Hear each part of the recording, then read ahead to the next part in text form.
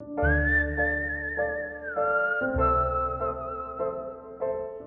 pasado domingo, Rosalía Iglesias, la mujer de Bárcenas, ingresaba en la cárcel de Alcalá para cumplir la condena de casi 13 años de prisión que ratificó hace unas semanas el Tribunal Supremo.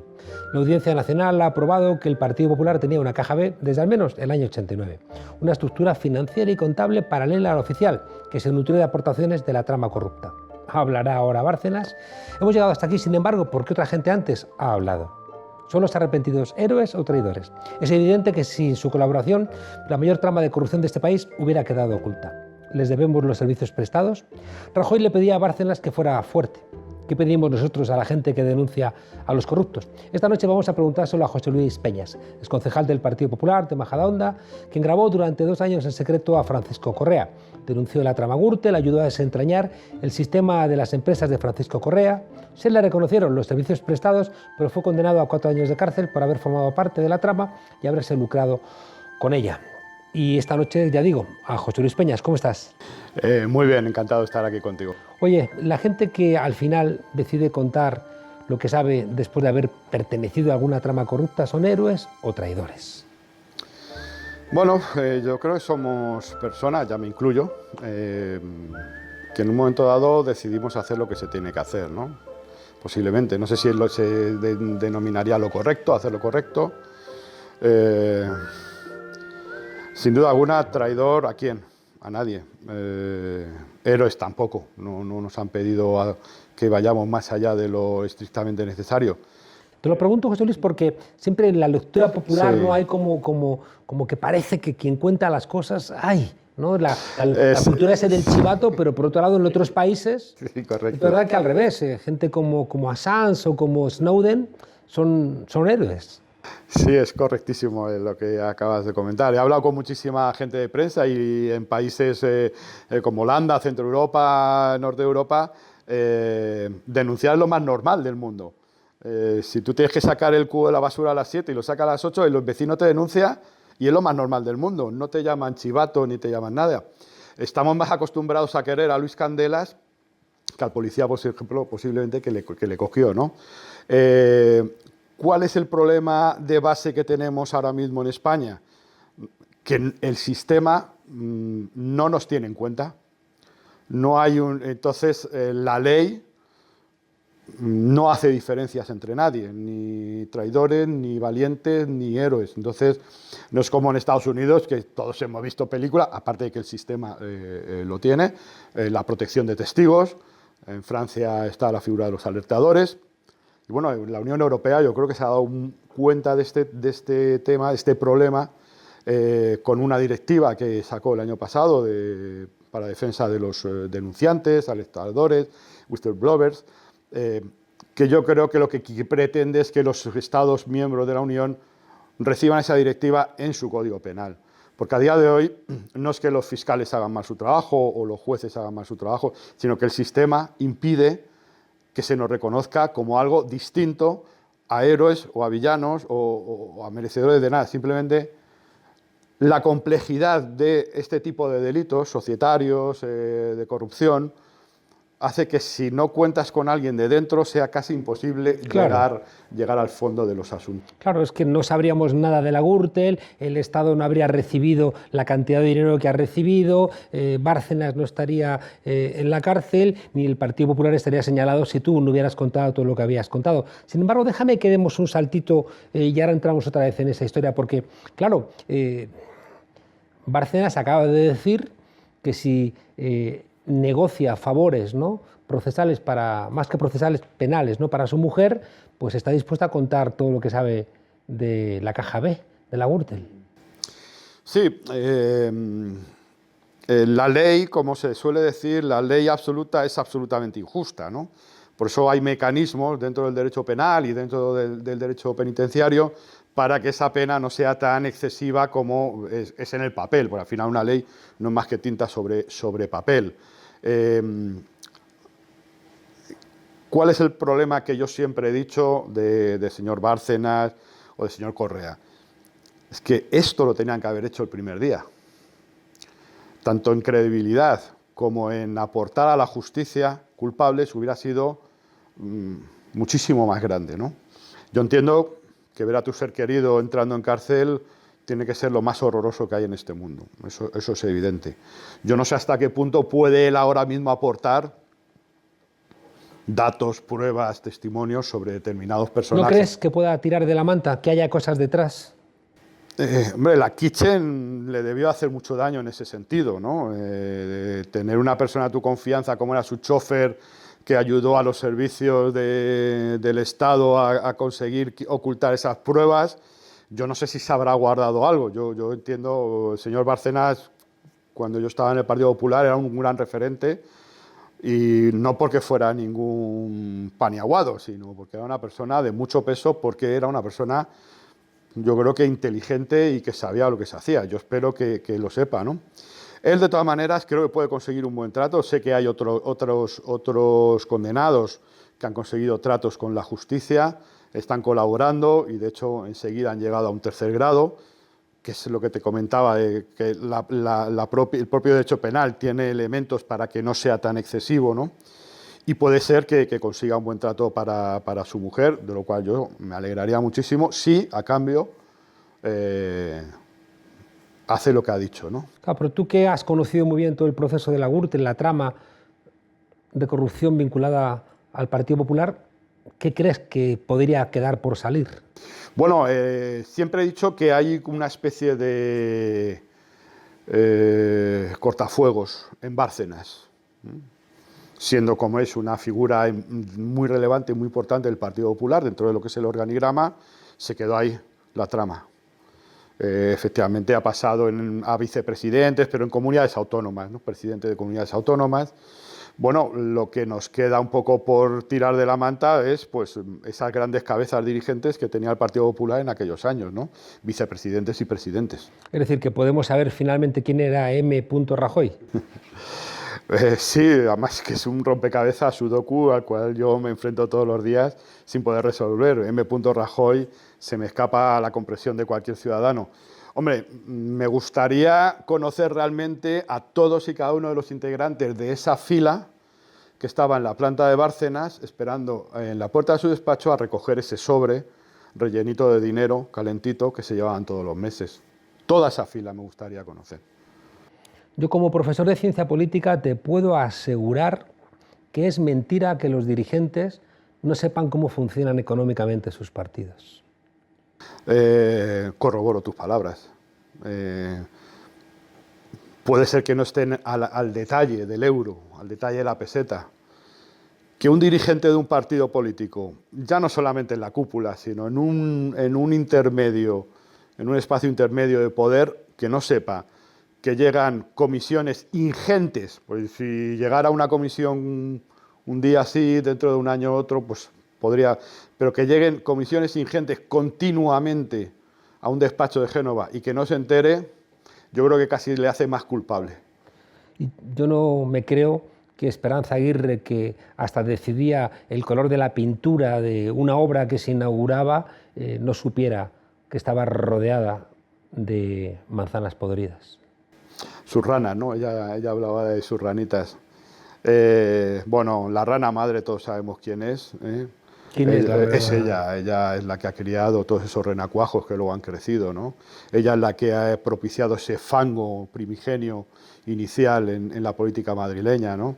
Ella fue presidenta gracias a una de las actuaciones políticas más deleznables de la democracia española, ¿no? El tamallazo. ¿Tú en ese momento estabas en el Partido Popular? Sí, claro que estaba en el Partido Popular, y yo he oído muchas cosas del tamallazo. Yo he oído a Ricardo Romero de Tejada decir que a él no le importaba nada, que la presidenta le debía la presidencia a él por el tamallazo. Bueno, eran momentos de la política donde había una impunidad absoluta. Ahora mismo los fiscales y los jueces sí están muy activos, se han puesto a la cabeza de la manifestación, como se suele decir, pero de aquella no. En aquel momento yo denuncié un caso muy importante de corrupción en Majadahonda, el caso Majadahonda, sobre unas parcelas, se cerró sin hacer caso a nada, y era un momento en el que, repito, la impunidad era absoluta. El hecho del tamallazo, de hacer el tamallazo en una asamblea democrática, creo que en cualquier país más o menos democrático del entorno, todos aquellos protagonistas hubieran salido de escena inmediatamente. Aquí no, aquí se les sonrió la gracia, por eso te digo que es la reina madre en ese sentido, la rana madre, creó ese fango que luego fue subiendo y que ha dejado el rastro de condenas, de entradas y salidas en la cárcel, ¿no? Esperanza Aguirre dice que fue ella la que destapó la Gürtel. Bueno, sí, si repasamos las frases de Esperanza, llenaríamos un almanaque, ¿no? Con ese tipo de frases suyas.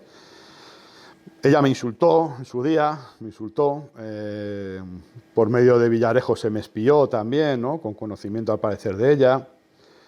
Es una persona que, si le tengo que reconocer algo, es que ha sabido bandear todos los problemas políticos, judiciales que ha tenido, ¿no? Y se ha permitido, efectivamente, hasta hace bien poco, ¿no? La veíamos hace poco en televisión decir las cosas que dice, ¿no? Se permitió arrollar a un policía, a la moto de un policía en la Gran Vía. Luego, claro, como llega a su casa y tiene a un guardia civil en la puerta para que la defienda, pues eso no todos lo tenemos, pero bueno, es una persona que yo creo que ha llegado al final de sus días políticos sin una condena judicial. Bueno, creo sinceramente, lo digo de corazón, que hay condenas que pesan mucho más que una condena judicial. Explícate. Bueno, yo creo que todo el mundo sabe lo que es Esperanza Aguirre, lo que es el Partido Popular. Conozco a demasiada gente que va a votarles con las narices tapadas, con una pinza en la nariz. Ese es el juicio que yo a mí nunca jamás me gustaría perder. ¿Aznar qué pinta en todo esto? Bueno, en el juicio en el que he sido condenado, y debido a ese sistema que yo siempre hablo, que creo que tiene mucho que mejorar, ¿no? El sistema judicial, hay muchas cosas que mejorar. Entre los 3 o 4 personas que se llegaron a un acuerdo con la Fiscalía antes de comenzar el juicio estaba el señor Correa. Llega a un acuerdo en una parte de una pieza que tiene 12 piezas. Ese es un problema. Yo entiendo que si tú quieres hacer un acuerdo con la Fiscalía, me parece estupendo, pero tiene que ser para toda la pieza. No vale aquí si colaboro, allí no colaboro. Bueno, había en esa terna de 4, había un íntimo amigo de Alejandro Agag. Hizo un pacto con la Fiscalía y creo que recordar, no sé si fueron 6 o 7 meses de cárcel. Habló allí 2 cositas, estuvo apenas 5 minutos ante el tribunal y se fue para casa. Bueno, entiendo que era una buena oportunidad de haber sabido realmente una persona que era íntimo también de la familia Aznar, de si realmente por lo menos preguntarles en juicio a esta persona si los Aznar tenían algo que ver, ¿no? Algo que ver en el sentido de que el señor Correa fue el que montó todo el tema de la boda, el convite de la boda en el Escorial, que preparó la despedida, el que hizo una serie de regalos en la boda. Esta gente cenaba con el presidente, entonces presidente Aznar. El señor Aznar no quería hacer ningún acto, ningún mitin con nadie que no fuera el señor Correa. Bueno, hubiera sido una buena oportunidad de preguntar a alguien que de primera mano había estado al lado del señor Aznar si realmente había tenido algo que ver o no. ¿Cómo funcionaba la trama Gürtel? Bueno, es compleja y no es compleja. Es compleja en cuanto a los métodos posiblemente, ¿no? Porque al final se llega a paraísos fiscales de los cuales no habíamos ni siquiera oído hablar, ¿no? Pero funciona con un principio básico, ¿no? Y es el principio de las personas que no tienen escrúpulos. Personas que tienen poder, personas que tienen dinero, intermediarios que ponen a unos en contacto con otros y deciden hacer, como Correa lo llamaba, sus business, ¿no? De hecho, Correa, te puedo asegurar que durante mucho tiempo todo lo que hacía, él no tenía una conciencia de estar delinquiendo. Él pensaba que, bueno, que como mucho, las grabaciones está, como mucho, bueno, una multa de Hacienda por el tema de los impuestos y tal, pero él no tenía una conciencia de estar delinquiendo, ¿no? Entonces, ese es el caldo de cultivo que produce que esto sea fácil, en el sentido de que la gente que llega a la política y de repente, sin haber tenido nada, se encuentra con todo, es muy fácil caer en la corrupción. Es muy fácil, porque se empieza... oye, necesitamos unas sillas para un mitin y las saco del colegio, que no se puede, pero bueno, unas sillas tampoco. y se termina dando un contrato de 5 millones al año por 7, 8 años a una empresa pues, que te ha invitado a unas cacerías y le ha mandado a tu mujer un bolso de Louis Vuitton, ¿no? Por eso te digo que es difícil, complicado, complejo el entramado de te doy el dinero en Suiza, luego lo traes por medio de un intermediario, montas una sociedad en Panamá. Eso es muy complicado y es difícil de seguir, pero realmente el sustrato real de la corrupción es sencillo y es el que la gente lo tiene muy fácil para corromperse. Obra pública Sí. se le entrega directamente y a cambio le da dinero a Correa, que Sí, después sí. se lo devuelve al Partido Popular. Se empezó primero, por hacer un símil, una tarta, el empresario entregaba la tarta y toda iba a Génova. Luego los intermediarios como Correa, los alcaldes, los presidentes de comunidades, vicepresidentes, etcétera, etcétera, todos los cargos, empezaron a decir, bueno, ¿por qué voy a llevar toda esta tarta a Génova? ¿No? De esta tarta, si la hacemos en trocitos, pues un trocito me puedo quedar. ¿Y cuándo salta el problema del señor Correa? Que cuando a Génova llega una parte muy pequeña de la tarta y lo más grande de la tarta se ha quedado en el camino. Y ese es el problema que hay cuando Bárcenas empieza a hablar mal de uno. Es un tema complejo, porque luego en Madrid había varias familias, estaba Francisco Granados, estaba, en fin, Ignacio González. Ignacio González, había varias familias por ahí, con cada uno quería su trozo de la tarta. Entonces, Y con la crisis también baja el reparto y también hay más enfados entre ellos. claro, yo fui expulsado ya del Partido Popular en 2005, cuando denuncié el caso Majadahonda por un tema de unas parcelas donde había eso. Una Ignacio González por un lado, Francisco Granados por otro, Génova por otro, y al final la tarta menguaba en Génova. Menguaba hasta tal punto que desde Génova mandaban faxes o recomendaciones para hacerle llegar contratos a determinadas empresas que se habían portado muy bien durante las campañas de las generales, autonómicas, etcétera. Hay un elemento cuasi cinematográfico que tiene que ver con tu relación personal con Correa. Bueno, hay muchos elementos cinematográficos en una trama, ¿no? Bueno, de hecho el cine se nutre de la realidad, ¿no? Sí, posiblemente hace poco leía una frase en la que decía, si estás dispuesto a acabar con la corrupción, tienes que estar dispuesto a quedarte solo. Yo fui muy amigo de Francisco Correa, muy amigo de Francisco Correa. Y hacer lo que hice no me resultó nada fácil, ni me sentí muy orgulloso en muchos momentos.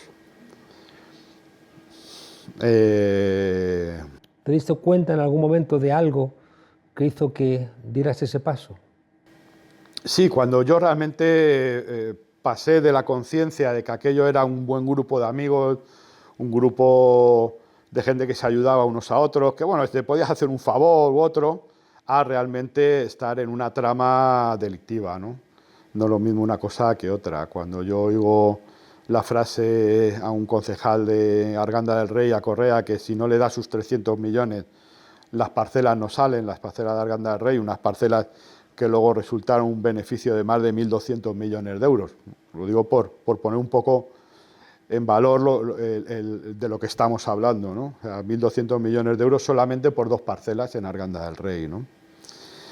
Y cuando tú oyes eso, tienes muchas opciones.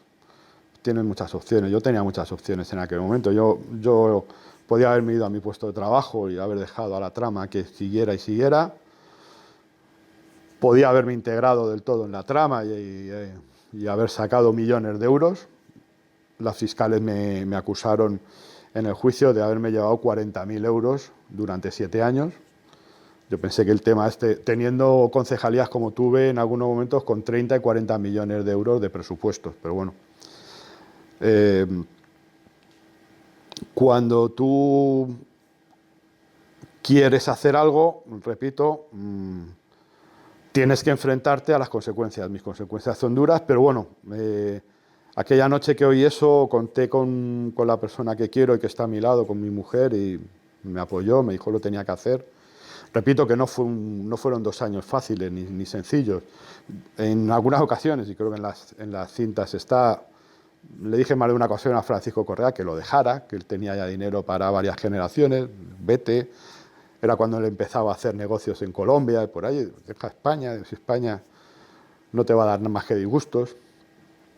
Pero repito, estábamos en una economía de impunidad absoluta, en una sociedad de impunidad, donde a la gente lo único que le importaba era comprar un piso sobre planos para venderlo rápido, pedir una hipoteca para comprarse la tele de plasma también, y él no quiso escucharme. Nos hemos comido el tiempo, quiero preguntarte telegráficamente un par de cosas más.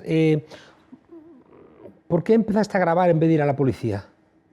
Bueno, había denunciado anteriormente, como te he dicho, el caso de Majadahonda, había ido a la policía, había ido a la fiscalía, y aquello quedó en nada, en borrajas. No tienes pruebas, no hay pruebas, esto es así, esto es así.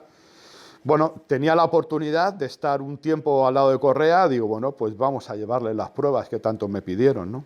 Tanto es así que hice tantas pruebas que gracias a mis grabaciones ha salido el caso Gürtel y el caso Púnica.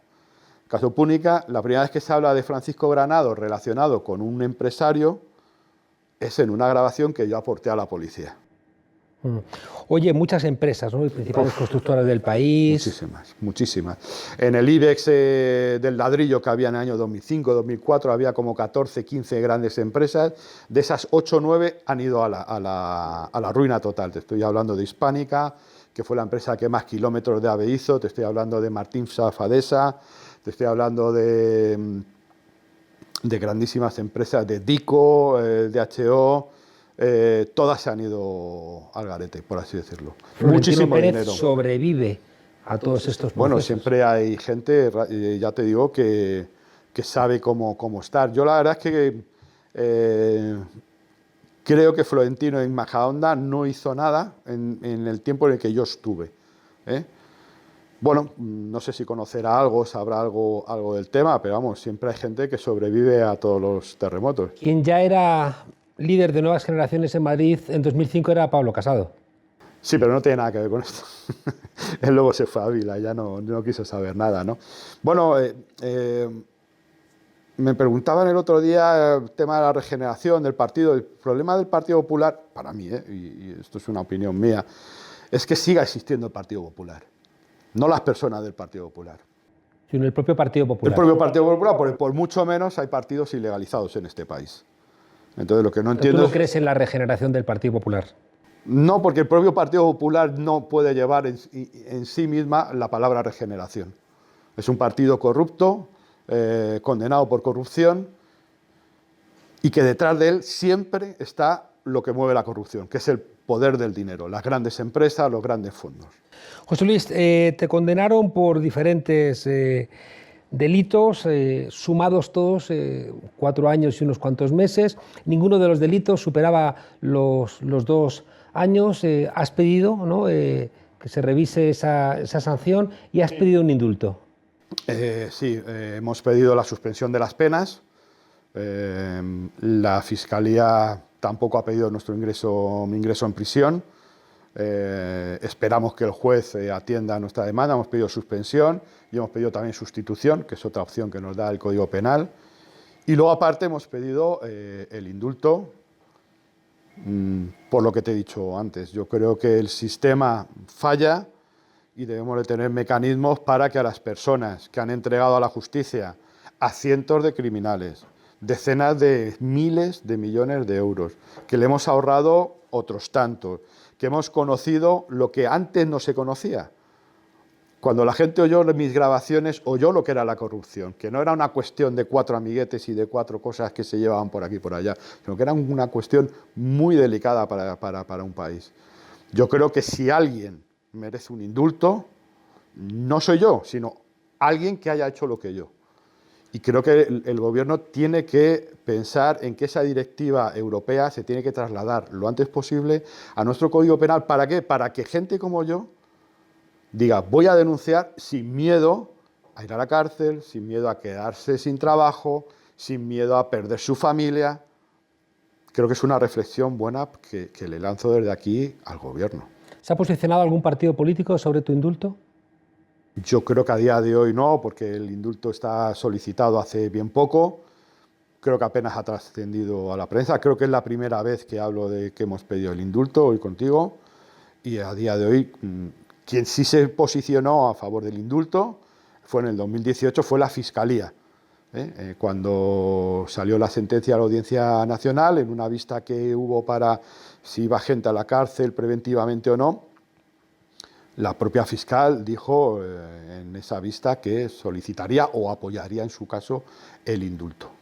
José Luis Peña es el que dio la alarma, el que estableció la alerta sobre la red Gürtel y también la Púnica, alguien que ha hecho un favor a este país, que seguramente cometiste torpezas, delitos incluso en algún momento, pero que diste un paso que creo que ayuda a limpiar la democracia española. Yo personalmente espero, ¿no?, que hagamos en España oídos a ese planteamiento europeo, porque creemos que, yo estoy convencido de que sin esa gente que está dispuesta a hablar, la democracia no puede saber de determinadas cuestiones y no puede ser, como creo que está siendo el caso en España, que la gente que da el paso a denunciar delitos tiene profundos problemas personales.